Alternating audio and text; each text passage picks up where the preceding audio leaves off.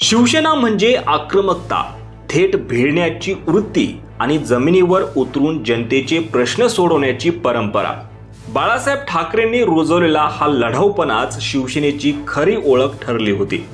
पण कालांतरानं आणि विशेषतः एकनाथ शिंदेच्या बंडानंतर या ओळखीवर धूळ बसल्याचं अनेक शिवसैनिक मान्य करतात। टीका टिप्पणी मीडियातल्या चमकोगिरीत अडकलेले अनेक नेते आज लोकांपासून दूर गेलेत। पण अशा वातावरणात एक नाव पुन्हा लोकांच्या चर्चेत आलं, ते म्हणजे ओमराजे निंबाळकर यांचं। धाराशिवचे खासदार आणि उद्धव ठाकरे यांच्या शिवसेनेचे हे नेते यांनी नुकताच एक असाच प्रसंग अनुभवला, ज्याने सर्व महाराष्ट्राचं लक्ष वेधून घेतलं। मराठवाड्यात मुसळधार पावसानं पूरस्थिती निर्माण झाली होती। धाराशिव जिल्ह्यातील परंडा तालुक्यातील वळनेर गावात एकाच कुटुंबातील 4 जण पुराच्या पाण्यात अडकले। जीव धोक्यात होता, पाण्याची पातळी वाढत होती आणि अशा वेळी स्वतःचा जीव धोक्यात घालत ओमराजे निंबाळकर पुराच्या पाण्यात उतरले। एनडीआरएफच्या जवानांसह गावकऱ्यांच्या मदतीने त्यांनी त्या कुटुंबाची सुखरूप सुटका केली। तो व्हिडिओ सोशल मीडियावर काही क्षणात व्हायरल झाला आणि लोक म्हणाले, हा झाला खरा बाळासाहेबांचा शिवसैनिक। जनतेच्या अडचणीत, संकटात प्रत्यक्ष जमिनीवर उतरून काम करणारा लोकप्रतिनिधी। आजच्या प्रोफेशनल राजकारणात असा नेता दुर्मिळच म्हणावा लागेल।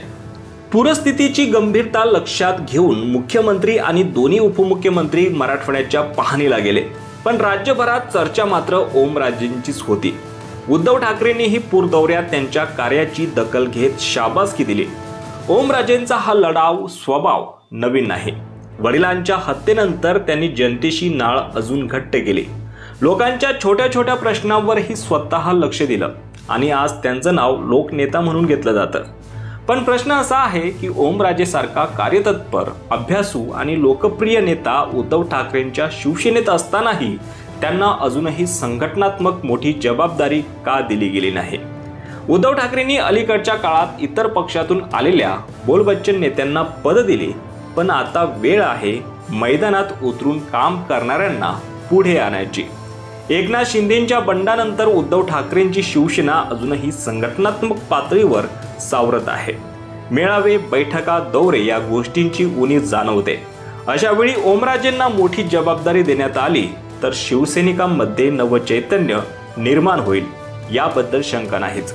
आगामी स्थानिक स्वराज्य निवडणुकांच्या पार्श्वभूमीवर ओमराजे निंबाळकरांसारखं आक्रमक, अभ्यासू आणि लोकांमध्ये लोकप्रिय नेतृत्व उद्धव ठाकरेंच्या शिवसेनेला नवसंजीवनी देऊ शकतं आणि कदाचित बाळासाहेब ठाकरेंची खरी शिवसेना पुन्हा एकदा ग्राउंडवर दिसू लागेल, जशी लोकांना आठवते, जशी लोकांना हवी आहे।